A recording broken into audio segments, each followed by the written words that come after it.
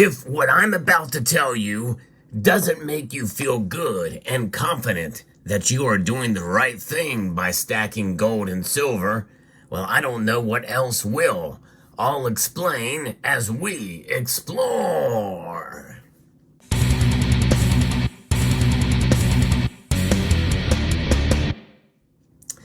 We know that gold and silver are true money, sound money, and they have been for thousands of years. But it's always nice to get a little bit of a boost and some legitimacy from an entire state. That's right, and this state is well known for precious metals. I'm going to be reporting to you from an article from the Sound Money Defense League that gives us the latest news in the fight for sound money. The revolution for sound money is what I call it. And I've been reporting on stories like this with regards to gold and silver and a lot of these activities that states have been doing for a long time because I think it's incredibly important. And there has been a shift, a revolution, if you will, something that is a direct assault on what the Federal Reserve has been doing. And it's a way to declare independence from the Federal Reserve for sure, especially after what the 10th Amendment Center says about this, is it is a small step towards undermining the Federal Reserve's monopoly on sound money. And that's exactly what's going on here with Utah. Utah Governor Spencer Cox has signed legislation that just now that empowers the state treasurer to secure state funds with a significant allocation to physical gold and silver. That's right, they're going to be stacking. A whole state will be stacking gold and silver. Sponsored by Representative Ken Ivory, House Bill 348 permits the treasurer to hold up to 10% of a certain state reserve accounts in precious metals to help secure state assets against risk of inflation and financial turmoil, and to achieve capital gains as measured in Federal Reserve notes. The Utah State Treasurer has limited options right now for holding, managing, and investing state monies, making this enabling legislation necessary. And I'm glad they went to gold and silver because in the end, everything else should be measured up against these as opposed to being measured up against the dollar. The dollar, which, by the way, has lost 3.5% of its value since last year at this time, and that's already on top of the value that has been lost from the year before that. It just stacks upon stacks of loss of value to the tune of about 98% of value since 1913. And that is when the Federal Reserve Act was enacted. Now, Utah's reserves are invested almost exclusively in treasuries, municipal bonds, corporate bonds, and agency debt. So this gives you an idea of where it is now. So to hold 10% of certain state reserve accounts in precious metals really does give you an idea as to what the basic advice is for anybody stacking precious metals, to put about 10% of your holdings in precious metals. Not a bad idea. Between 5 and 20% is kind of the range that we see mostly. And I would agree with that. I think but it really does just depend on your level of comfortability holding these metals. And this is exactly that number is right around the mid-range of what one should have in their portfolio, not as an investment, but as a protection. And that's really what it's about. Financial turmoil and inflation. We want to protect against that. The state knows that, the beehive state of Utah, and now certainly we know that and have known that for a long time. So these debt instruments carry risk, especially because they are not inflation hedged and are therefore largely unprotected from the steady erosion of the real value of principal, coupled with interest rates that are often negative in real terms. In fact, even when you put your money into a money market, your cash into a money market account at a bank, you have to pay interest on the interest that you have to pay taxes on the interest that you accrue there. And right now, most of them are under the rate of inflation. That certainly is not fair by any stretch because inflation itself is a tax. So we're getting double taxed just there trying to save money. When you have precious metals outside of the system, well, there are taxes that can come into play there, especially with some states, but most states have repealed taxes on precious metals because they are indeed money. And they recognize that even in heavily Democrat states, they've taken away taxation. It's pretty amazing.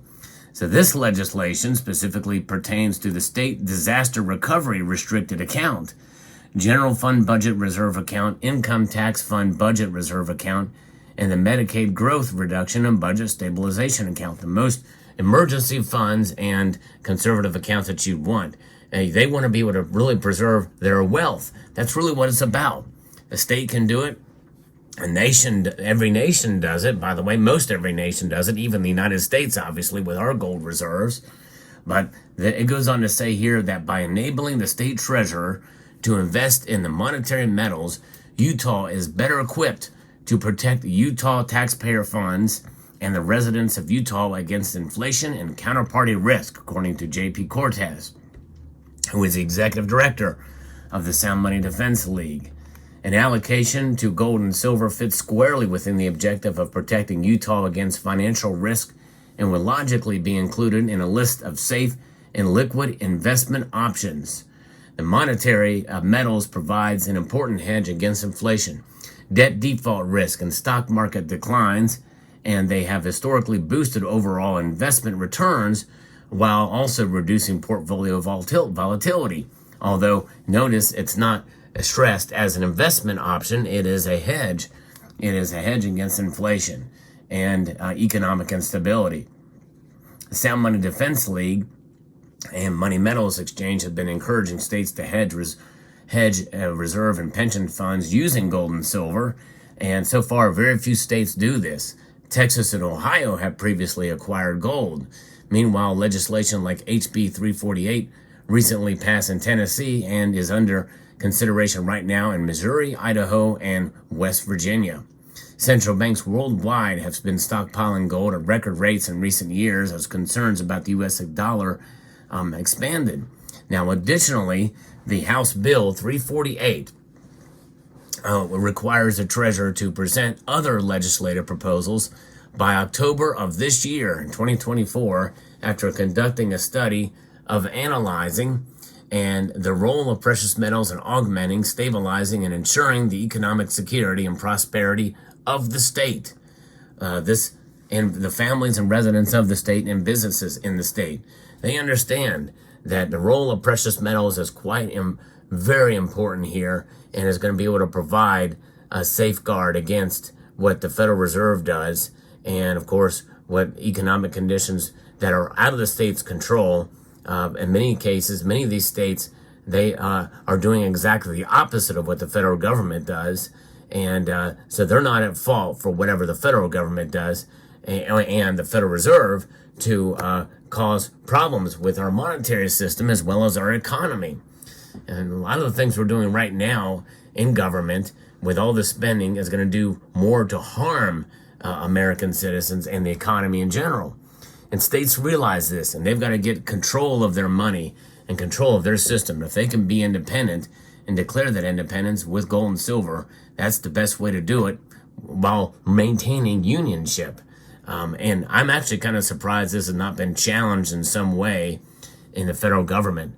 But what do they have? They don't have much of a leg to stand on. And why? Because Article 1, Section 10 of the Constitution states very clearly that nothing else but gold and silver shall be legal tender, for sure. So it's pretty amazing. And so when you think about that, it's pretty remarkable. And this study that will be taken into account here, nothing but gold and silver coin, a tender of payment in debts, Article 1, Section 10. So it's a pretty remarkable. And it opens the door to other states doing this as well. And it could also open the door for development of a further gold and silver market in the state. We've already seen that the goldback first began its journey in Utah. The Utah goldback was all the rage. I remember it very well.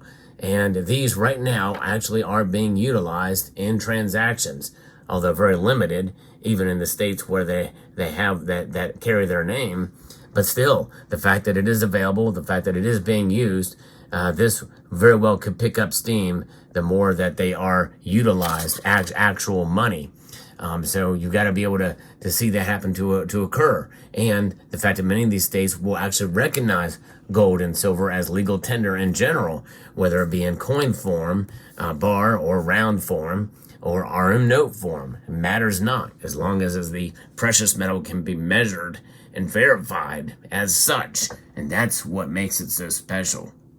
And so this being the latest story, and there's other legislative actions that I've not covered in some of these states where senates or House and committees have made great strides in sound money legislation. I will cover those as they get signed by governors and actually come into law, unless there's a surprise in some of this where it warrants.